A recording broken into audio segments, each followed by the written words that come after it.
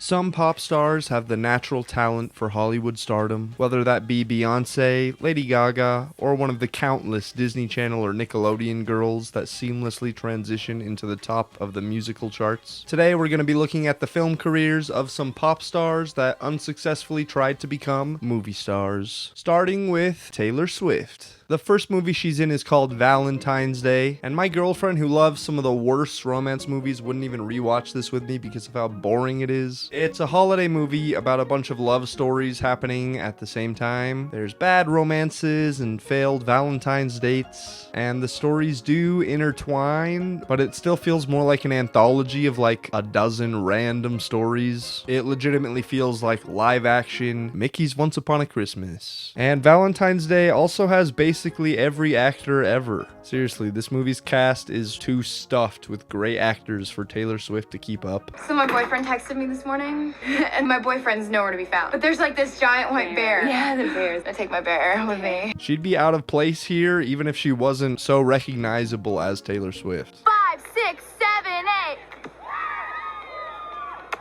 So Swift's boyfriend is a fellow Taylor, Lautner. Queen Latifah was my favorite part of this movie. And by the way, I think a video watching every movie she's ever been in would be really fun. It'd take a long time, but I don't know. Let me know if you want to see that one day. I actually feel like I've already seen The Giver, even though I'm pretty positive I haven't. I think it might be because this neighborhood looks so familiar. I feel like it's a video game level or maybe a one-off episode of a TV show or something. I seriously can't remember. Please tell me what this makes you think of. And this is a world where the government doesn't allow anyone to see color. There's some romance and some drama and some twists and really cringe dialogue. Father, do you love me? Jonas, precision of language. And very unbelievable acting. They just stole this scene straight from Avatar. Anyways, The Giver is one of those teen dystopian movies that copied Hunger Games last decade. Just like Divergent and The Maze Runner and a bunch of others, I'm sure. So Taylor Swift is Rosemary. And when I heard that name, I was like, come on, isn't that too similar to Primrose from Hunger Games? But this movie's based on a 1993 book. And the character Rosemary is in the book. So, yeah, I don't know. Anyway, Taylor Swift is actually dead. But there's this hologram recording of her playing the piano. It's very fitting. I think unsurprisingly she's pretty much perfectly cast here. This is the kind of movie that you don't understand how anyone older than like 16 could take seriously. I call it ex-girlfriend core.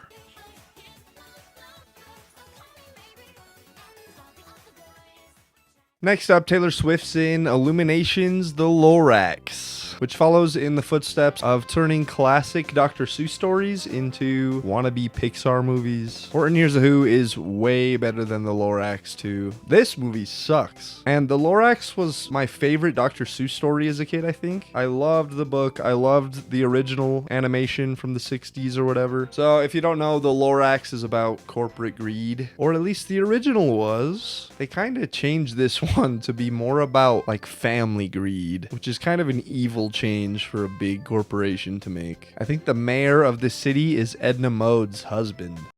Ed Helms is the Onceler, which makes perfect sense if you've ever seen the Sweeney Todd episode of The Office. I am the mean old Grinch. So T-Swizzle is the main character's love interest, and in this iteration he literally only cares about saving the truffula trees so that he can get in Taylor Swift's pants. But her voice acting is pretty good, at least. I could just kiss you right now. At least way better than her actual acting last movie. Oh, I forgot Taylor Swift is in Cats. I never thought I'd ever watch this movie, but here we go. I think everyone knows Cats. It was a 90s musical, and obviously this remake was a huge meme when it came out because of how bad it looks. Watching it for myself though, everything actually looks really great. I actually love the city design and the color palettes, and everything except the cats obviously are disgusting. They're disgusting. They're hard to even look at. This movie's really hard to watch. I was basically just trying to focus on the background in every scene and just not look at the cats as much as humanly possible. Also, I hated all of the music, and I'm not really someone that just dislikes theater music just because it's theater music. I grew up around a lot of plays, and I enjoy like Hairspray and Into the Woods music, but this is terrible. This slam poetry ass song like 10 minutes into the movie. I'm as mad as a hatter when I tell you a cat must have 3 different names. Is barely even a song, and it makes my skin crawl. So did all the others, really. They're too much about what's going on stage and not about making good music, despite music playing for almost the entire runtime. Taylor Swift is the kinda evil moon goddess cat, I guess. I had some hope for her song, at least. I don't know why. It's not any different than any of the rest in the movie. She sings about Idris Elba's character, McCavity. And yeah, it just sounds like she's singing about her cavity. The cavity's not there. Alright, we're already on to Taylor Swift's last movie, for now. Amsterdamster, about a real-life 1933 conspiracy by the rich Wall Street conservatives of the time to overthrow Franklin Delano Roosevelt as the American president and install a fascist dictator. I mean, can you really blame them? FDR was slashing unemployment rates, ending prohibition, and he's also the reason we have overtime pay, a 40-hour work week, and no child labor. You know, scary socialist stuff that no one agrees with. Anyways, back to Amsterdam, where this conspiracy is sort of more the underlying narrative than the plot of the movie, at least for most of it. Taylor Swift gets hit by a bus as part of the forwarding of this conspiracy. I actually enjoyed reading about the real event quite a bit more than I did watching the movie. So I really can't recommend this at all, but go read about FDR and the New Deal and the business plot. It's interesting stuff, much more interesting than Taylor Swift's terrible movie career was. I hope you're enjoying the video so far. Hit the like button if you are, and subscribe if you want to see me talk about more weird, unexpected film careers and bad movies. Next, we're going to be looking at Rihanna. Her first movie is Bring It On, All or Nothing, which I'm just not gonna talk about. Rihanna, come on. But I want to mention because it's funny how she's just green screened in like this, singing at the end credits. Sorry, but you don't make the rules. I do. And Rihanna wasn't in anything else for another 6 years until Battleship, which I saw in theaters when it came out as a kid with some of my cousins from out of state, and we all fell asleep. A blockbuster action movie starring Rihanna couldn't keep a bunch of 13-year-old boys hopped up on candy, popcorn, and soda awake. That's irrefutable proof that this is the most boring action movie ever made. Rihanna's part of the Navy, and her squad have to play real-life battleship with aliens that make like a force field to separate the ocean. And Rihanna has a fairly big role. She has a bunch of random lines that could have just been said by anyone, just like every other character. Oh, yes. Got it, sir. Yes, sir. Honestly, though, she has such bad line delivery when she does say things. I don't know. Is this some kind of exercise?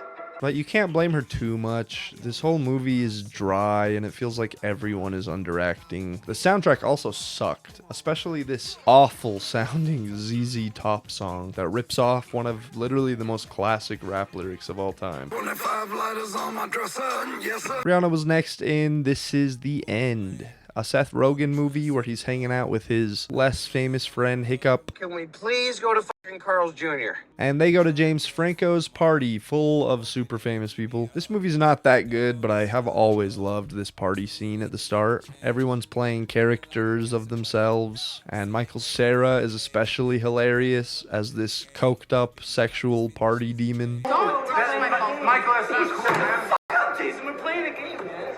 Say cheese, baby. So Rihanna has a little duet with Daryl from The Office. Come on, Rihanna, take your panties off of me. Come on, crack, and you fuck off of me. And then she dies with everyone else in an end-of-the-world fissure that swallows the party whole.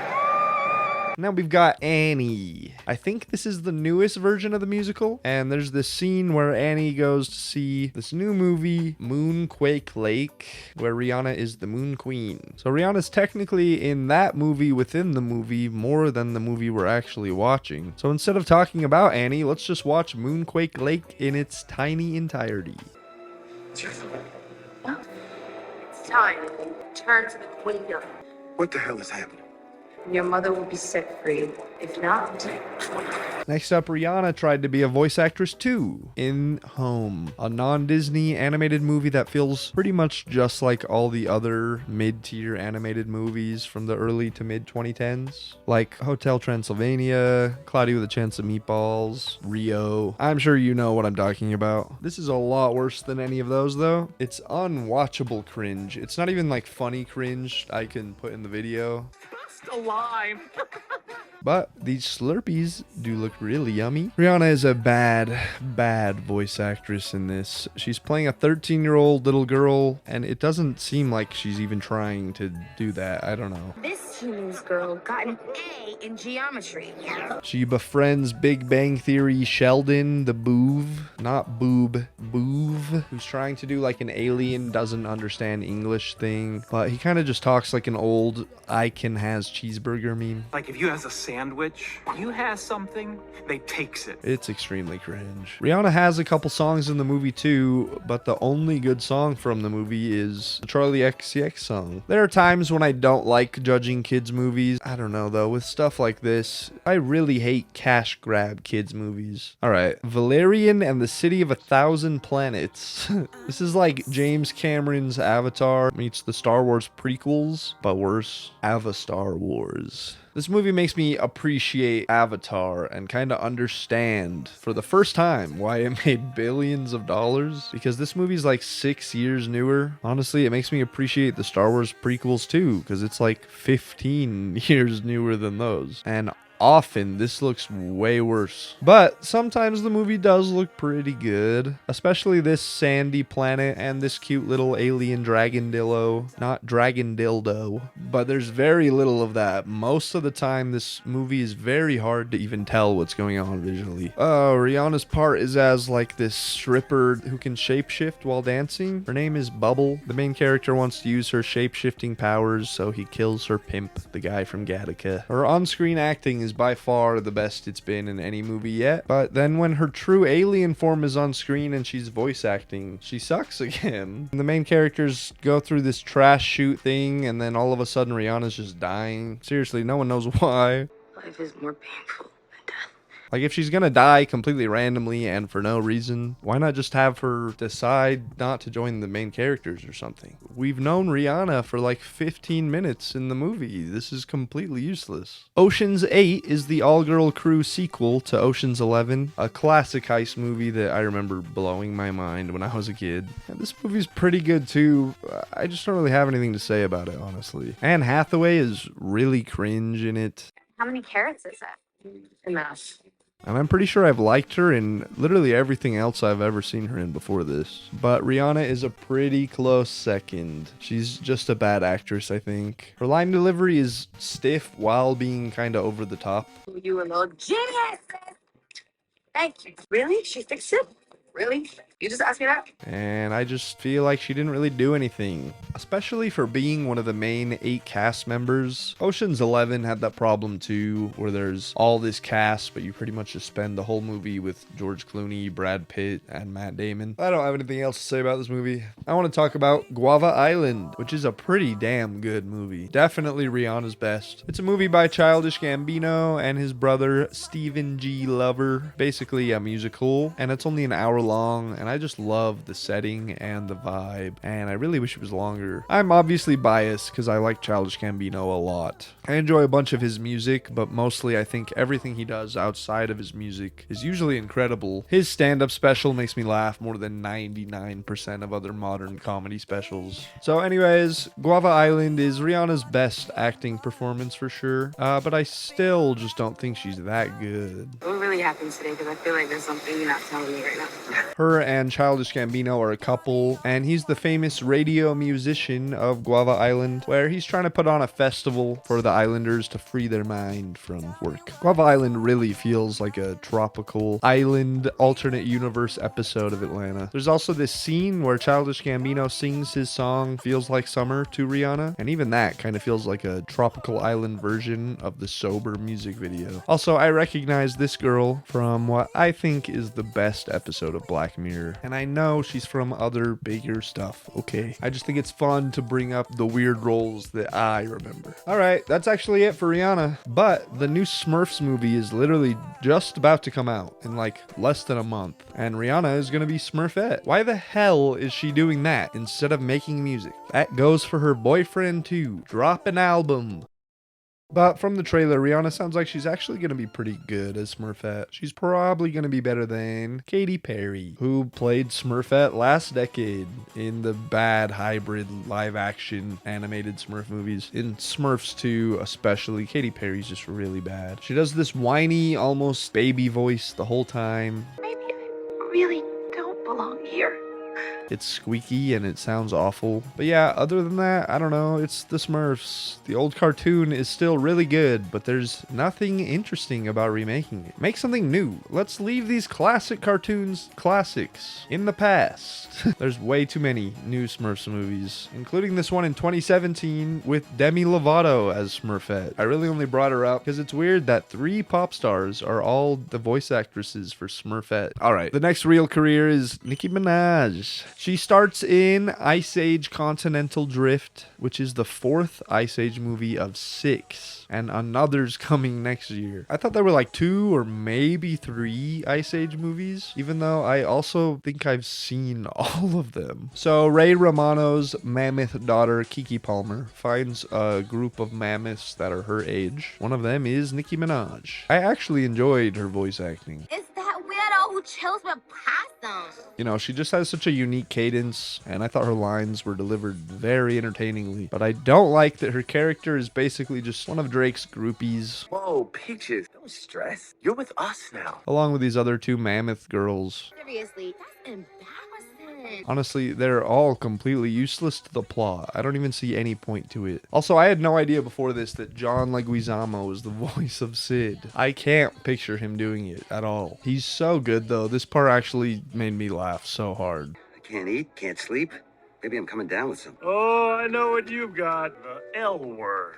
Yeah, leprosy. Next, Nicki Minaj was in The Other Woman, and I'm just gonna say it right off the bat because I did not expect it, but to me this is probably the best movie in this video. Nicki Minaj is Cameron Diaz's secretary, and I really like her in this movie. She's actually a pretty great actress, I think. Best part about being pretty is that you don't have to. She's really charismatic on screen. And this movie's just funny. It's about businesswoman Cameron Diaz, who starts sleeping with Jamie Lannister, not knowing that he's cheating on his wife, the mom from 17 again, who is so funny in this. She made me really wish someone funnier than Cameron Diaz was the main character. But either way, I think this is a pretty great girl comedy. Go watch it if you're in the mood for one and haven't seen it. Barbershop, The Next Cut, is the 3rd Barbershop movie, a series of Ice Cube comedies. I like them, they're good. I think I like Queen Latifah's Beauty Shop better, to be honest. The one Nicki Minaj is in came out 12 years after Barbershop 2, which is usually just a bad sign for sequels, I think, especially comedies. That's why I think Dumb and Dumber 2 is so impressive and underrated. I think that movie is really hilarious, especially for coming out 20 years later than the first one. Anyways, there's a big political discussion like 30 minutes into the movie, and I actually thought that was probably the best part. Cause we out here dodging bullets every day. While you downtown talking about the South Side look like some Middle Eastern war-torn country in your $1,000 suit. You know damn well them suits ain't $1,000, boy, bye. And yeah, Nicki is just a really good actress. I'm not gonna spend every day explaining myself to you, or you. Super believable, super expressive, always fun when she's on screen. She's one of the Barbsers. And she's Common's love interest, even though Common's already married to Eve. So you took the bitch home. Look, she needed a ride home, so I gave her a ride home. I'm a good dude. I didn't know he could breakdance either. Alright, on to Nicki Minaj's final role, Angry Birds 2. And this movie is full of internet celebrities. There's Jojo Siwa, Mason Ramsey, Anthony Padilla, Colleen Bellinger, Alex Hirsch, David Dobrik, and I'm not sure, there's probably more that I don't recognize too. But yeah, I mean, this is the Angry Birds movie. It's like exactly what I expected it to be, bad and boring. I pretty much just sat staring at the screen for an hour and a half like this and trying to think of anything interesting to say about it. This is Nicki Minaj's character. She's doing the accent that she did on Dark Fantasy. Love lovebirds, you all know how this works. I actually kind of wish there were more Nicki Minaj movies to watch. It sucks ending here, but Well, have a good night. I'm just gonna move on now to Charlie XCX, who's also about to be in like 10 more movies, apparently. I don't know how this works or how long any of these might take or whatever, but it seems like she's gonna be taking her Hollywood career a lot more seriously. So it'll be pretty interesting to see how that pans out. Maybe I can take another look at her career when some of this stuff releases. But anyway, let's check out her first movie, which is... oh god. Angry Birds 1. And these movies both kind of gave me the vibes of like a really bad Crash Bandicoot movie. They should have made that instead. Even if that sucked, I guarantee it'd be better than this. Anthony Padilla is the only one of the internet celebrities from Angry Birds 2 that was also in this movie. And he's actually joined by the other half of Smosh, Ian Heckox, or Hecox. Charlie XCX is barely even in this movie. Maybe I missed her having an actual line somewhere, but I wrote down every time I saw her bird, and this is the only time I could find where she made any noise whatsoever. This movie was actually seriously worse than the other one. Way more cringe, way less tolerable. I don't know if that's just because I was so much more over having to watch it. Ugly Dolls is Charlie XCX's only other movie, and it's also an animated kids movie. Why is this what pop stars do? At least she has a bunch of lines this time, so I can tell you if I think she's good or not. Definitely not. He'll be like, I do not like this. Ew, ew, ew. And yeah, I do think she's good. She just has a super distinct voice, kind of like Nicki, and I thought she emphasized things super believably. Something about these Ugly Dolls character designs kind of feels too much like it's ripping off Making Fiends, if you ask me. And also the ending of this movie is like a straight copy of the ending to Monsters, Inc. Other than that, though, I'm not even gonna give my opinion on this movie. I really don't have one. So Britney Spears had a much smaller film career than I expected her to for some reason. The first thing she was in is Long Shot. This video is unintentionally about only female pop stars. So Justin Timberlake gives me the obvious idea that I need to do a male pop star video. Do you want to see that? Who else would you want to see besides Justin Timberlake in that video? Anyways, though, Long Shot. I'll just say, you know a movie's bad when it casts a famous actor and the joke is just, here's a famous actor. Tell me what you're listening to! The only example I can think of where that's actually funny is David Hasselhoff in the SpongeBob movie. Who are you? I'm David Hasselhoff. Hooray! So yeah, this movie has a "that's the way I like it" joke just because Britney Spears is on screen, and that's what this movie does. Here's your coffee. Nice and sweet. Oh, thanks. That's the way I like it. They've got to get in sync. So next up is Crossroads. It's kind of cute that Zoe 101 is playing the young version of Britney Spears in this. For some reason, I didn't think they were this far apart in age though. Is that just me? Also, it's kind of funny that Britney Spears actually had a less successful film career than her less successful sister. But anyways, Britney Spears is the daughter of Dan Aykroyd and also the virgin girlfriend of her virgin boyfriend, Justin Long. Why is it always this song? This is one of Zoe Saldana's first roles, and I thought she was kind of a horrible actress in this. Obviously, she's gonna go on to be very good and very successful, but come on, this line delivery is so bad. I'm gonna be stuck here in... Where the hell am I? Where am I? Stuck in some butthole town. I thought Britney herself was a pretty good actress actually for the first like half hour or so, and then she just kept getting worse and worse after. Maybe I just didn't notice before. And then like in this karaoke scene, even though she's literally a famous pop singer, she's such a bad actress that she can't even act like a good pop singer. Also, look at this. Spy Kids is premiering in the background of this scene. I love that. Next up, Britney Spears has a cameo in Austin Powers Goldmember with literal torpedo gun tits, and she's also in the credits. Is it true what they say about you? Kickstand. Really? Can I give you my cell phone number? Please? Also, I just want to say, besides obviously Mike Myers, the main star of this movie is Beyonce, who cannot be included in this list because she's like an actual movie star. Up yours, child, turkey. You cannot compare her film career to anyone else we're looking at today. So next, Britney was in Fahrenheit 9/11, which starts with the 2000s election between George W. Bush and Al Gore, and it details very simply how the election was stolen. Just as long as all your daddy's friends on the Supreme Court vote the right way. And how the aftermath led to 9/11. America deserved 9/11, dude. This is Britney Spears' scene. Honestly, I think we should just trust our president in every decision that he makes, and we should just support that, you know, and be faithful in what happens. Do you trust this president? Yes, I do. She's in a bunch of other movies and documentaries like this too, where it's actually just a clip of her being used. So yeah, I thought I'd include this because I thought it was the most interesting one. If you want to learn a lot about America's involvement in 9/11, go watch this documentary. For being a political documentary, which sounds like the most boring thing ever, this is actually pretty hilarious. All right, Britney Spears' most recent movie is a very, very unfunny movie about these workers on a corporate retreat led by Ed Helms and Demi Moore, who all get trapped in a cave-in, and Ed Helms gets crushed, so they all start eating him. Not a single joke landed in this movie, and believe me, it was trying really hard. I recognized this kid right away, and I knew he was a Disney Channel kid. Looking it up, he's from Austin and Ally, which I never actually watched, but my little sisters had it on all the time. And this kid is actually very important to the plot, or at least to the point of the pop star video, because this is what happens to him. Who is it? Who is it? Pretty? Is it pretty, bitch? It's Britney Spears. I'm coming to see her.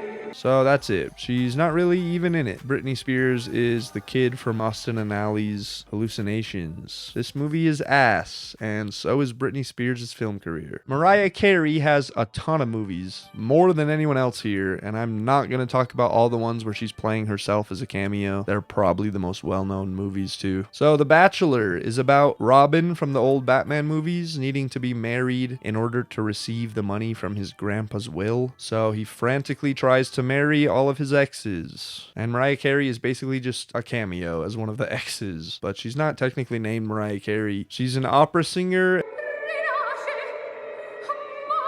and then has a little bit of awful dialogue. If you hadn't walked in here just now, I'd forgotten your evening ceased. All I even remember about you is we screwed a couple times. You look nice with your shirt off, but then again, so do I. Honestly, her film career truly starts at Glitter. My girlfriend was telling me about how this movie apparently almost ruined Mariah Carey's career, and people call it one of the worst movies ever. I'd never heard of it, so I'm pretty excited actually. And this movie's about Mariah Carey not letting her friends be a part of her singing group. Y'all want to be in a group? Good. I'm cool with that. That's good, baby. You know what? Right now, we're actually doing our own thing, so... And then ditching them for a producer she starts sleeping with. Come on, stop being so paranoid. I'm not being paranoid. Just come up for 5 minutes, that's all. 3. Bitch, you know you're not going up there for only 3 minutes. Why she gotta be a bitch?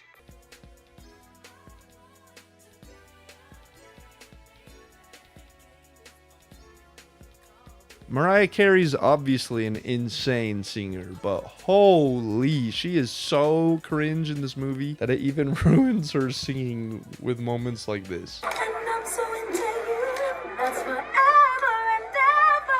I don't even think you're gonna believe me when I tell you that this scene is unedited.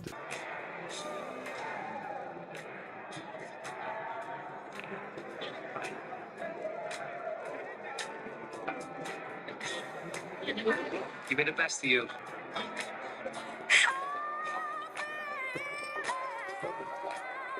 I don't know how all of the music in this movie is so bad. Why not just use Mariah Carey's real hits? Yeah, this movie is actually one of the worst things I've ever seen. Her boyfriend is like the worst character in the movie. The whole time, my girlfriend and I were just waiting for her to leave him. But no, he just keeps being worse and worse. And everyone around Mariah Carey hates him too and is trying to get her to leave him. Don't make me make a scene, Billy. I don't know. Wise Girls feels like a straight-to-TV movie or a dramatic crime TV show. And if you treat it that way, it's not that bad, I guess. And Mariah Carey is also so much better this time. It's actually huge. She's a waitress at this Italian restaurant where a bunch of New York mobsters hang around. But the movie is way too dramatic. Basically, this new waitress saves a mob boss with CPR, and the mob family really likes her, so they get her involved in their mob drama, where she ends up witnessing a murder, and then the cops wire her up for a confession from the mob boss. And just watch some of this.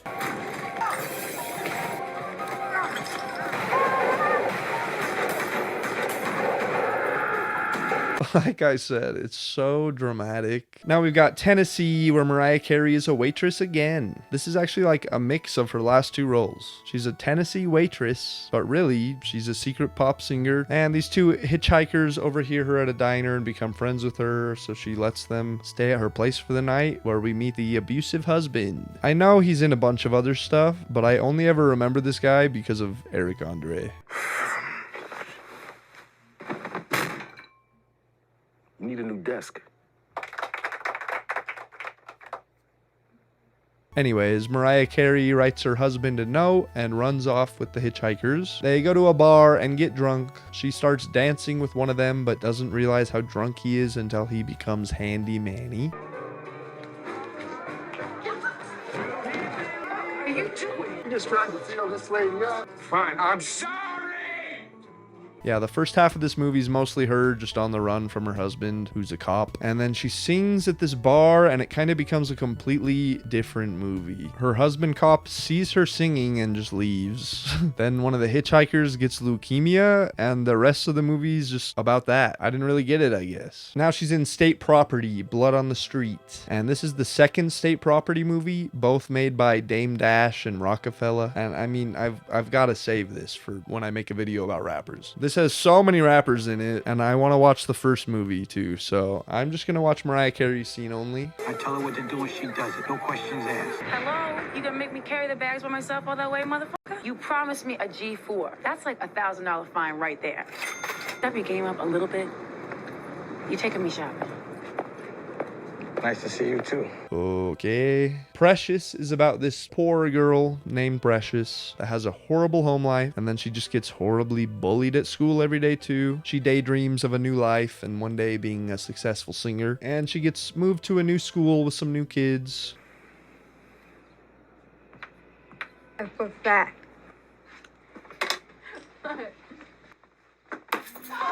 Hell yeah, get her ass. She ends up actually befriending all these girls and the teacher, who help her with her terrifying mother. Hello, Miss Turner. How you doing? And what did the doctor say? They said Thank you for your time. thank you so much, Miss Turner. Have a great day. Don't get this motherfucking get her. She done threw a fucking candy on the floor. Goddamn animal. I hate this. I hate parents like this that lie and pretend they care about their children only because they want something to control. Some parents are even more manipulative than this too, and actually convince themselves that they care about these children as they're traumatizing and neglecting and taking advantage of them. And you find out that Precious is pregnant with her dad's child, leading to this. Go get me something to drink. You look like his daddy. You bitch! You ruined my f***ing life. You done took my man. Now you take your man. Your husband raped me. There's no fucking body rape you. Bitch, don't you put your... Yeah, this movie's sad and hard to watch in a good way. I know I said this about The Other Woman, but this is the best movie of the video. I'm lucky enough to not relate to this movie, but I know people that would, and it feels so realistic that it breaks my heart. In today's world of social media doom scrolling and everything just being content, I've come to realize that sometimes the thing I want the most from media or art is really just emotion. Just make me feel something. I think that's why I've gotten so into reading books the last few years. Go read a book. Go read a fiction book, please. And not some self-help crap. Okay, actually, The Butler is definitely by far the best movie of the video. This is great. It's about a black family in the White House, mostly set back in the 60s. So yeah, even though this movie's great, honestly, I've already been more political in this video than I want to be. Are you political, Mr. Gaines? No, sir. Good. We have no tolerance for politics at the White House. Exactly. Mariah Carey's in the Lego Batman movie. She's the mayor of Gotham. Did you find Batman? No, ma'am. Then we have no choice. I'm sorry. Why does almost every pop star have to do an animated kids movie? I understand why people like these Lego movies for sure. I don't care. I like that Conan's in this movie. I don't like that means I'm gonna have to watch this movie again. Hint, hint. Alright, Mariah Carey's final movie is The Star. Another bad animated movie. The Star is the story of the birth of Christ, so it's actually both a bad Christian movie and a bad Christmas movie, rolled into one. And Mariah Carey's a chicken. A flying Okay, actually, there's also this Will Ferrell movie around the same time that Mariah Carey was supposed to have a cameo in, where she showed up 4 hours late, and when told to film a shot to line up with her stunt double, she said, "Darling, I would never do it that way." Yeah, terrible way to end off her career. Well, I hope you enjoyed looking at pop stars with me. Half of you just wanted Nickelodeon stars, so I want to talk about male pop stars too, and rappers' movie careers soon. And I think these weird, unexpected film careers are just the kind of videos I'm going to be making for a while, obviously. Thank you so much for watching too. Subscribe to stick around and see my future videos. And hit the like button if you want to help this video get seen by more people. I appreciate it. Also, apparently my videos are highly subjected to getting copyrighted. I already had to cut an entire section out of my Disney Channel video and then mute a whole other section too, and there's probably no way that that's going to be like the only time that happens. So I think I'm going to set up a Patreon to upload the original versions and maybe have like a community Discord. I don't know. Thanks for watching. Thanks for subscribing. I'm over 3,000 now in under 10 videos, which is just ridiculous. You guys are insane. I love you.